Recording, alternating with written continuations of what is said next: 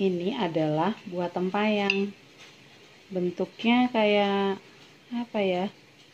Kecil-kecil, coklat, keriput-keriput gimana gitu. Sekarang kita cuci dulu ya buah tempayangnya biar bersih. Ini penampakan buah tempayang setelah dicuci. Terus kita keringkan sambil menunggu airnya tiris dari buah tempayang. Kita rebus air panas. Ini kita sekitar 1 gelas besar airnya. Kita didihkan sampai mendidih.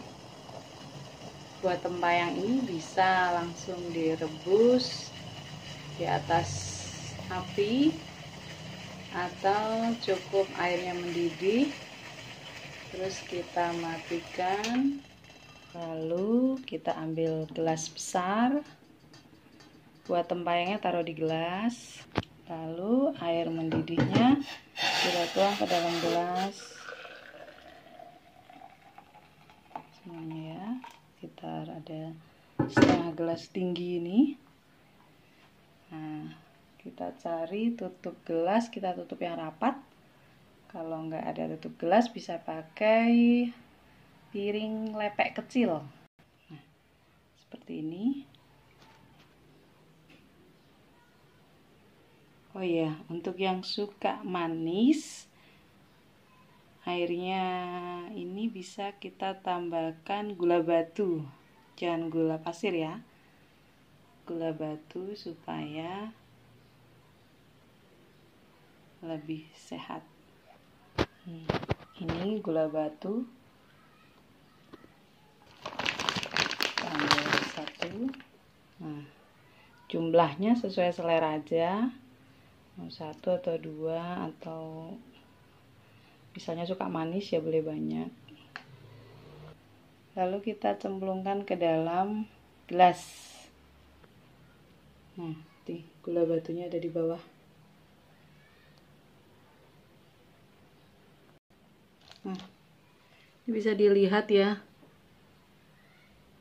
proses pemekaran dari buah tempayang yang tadi bulat-bulat kecil sekarang mulai mekar.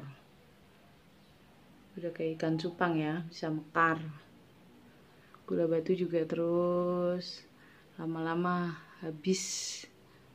Ini kelihatan ada gelembung-gelembung dari gula batunya. Dan buah tempayangnya mulai mekar, tambah besar seperti jelly. Nah, kelihatan tambah besar.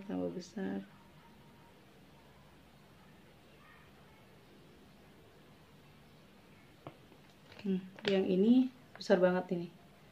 Tuh, dia jadi kayak kembang mekar tuh.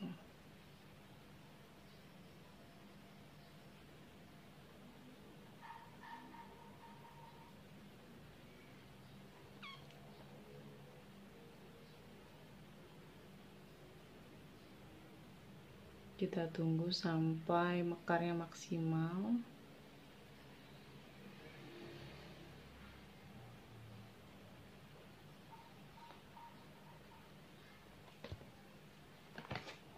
Yang lain juga mulai mekar.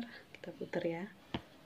Nah, tadi yang kecil tadi sekarang sudah hampir